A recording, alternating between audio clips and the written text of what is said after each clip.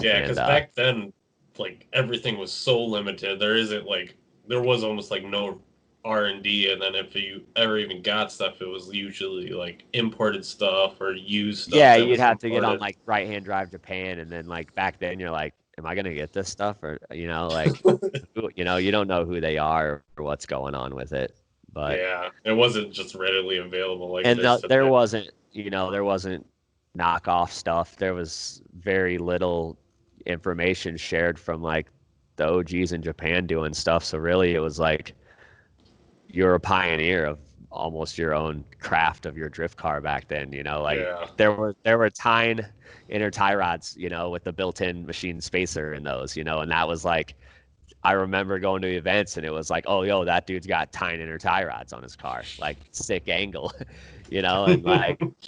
and that's just back then. That's that's all you an had. SR20 and like Tyne inner tie rods was like sick, like that was a sick setup, you know.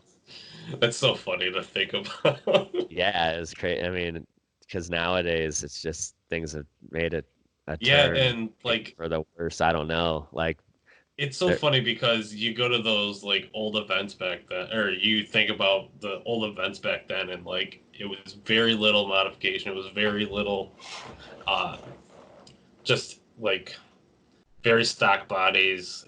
Not even what it's like today. I mean, you just had very little R&D, not to mention like parts readily available, and you just kind of just went out there and just drove. yeah, you just burn tires and like figured out how to drive a underpowered car and keep it sliding essentially.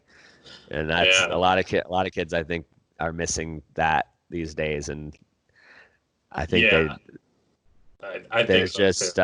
they need like better mentors, maybe like local guys being better mentors to them, or I don't know, Yeah. like because Well, these what kids was?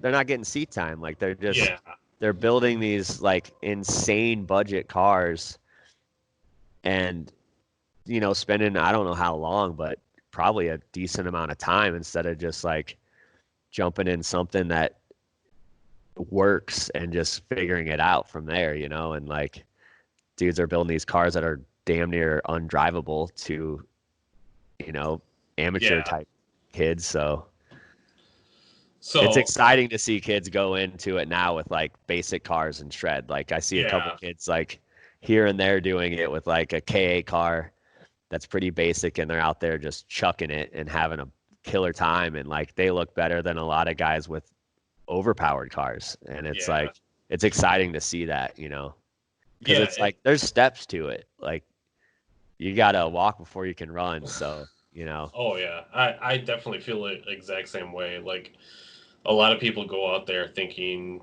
that you need like this big overbuilt car, which you really don't. You just need to go out there and drive. Like seat time is king yeah, whenever it I comes mean, to.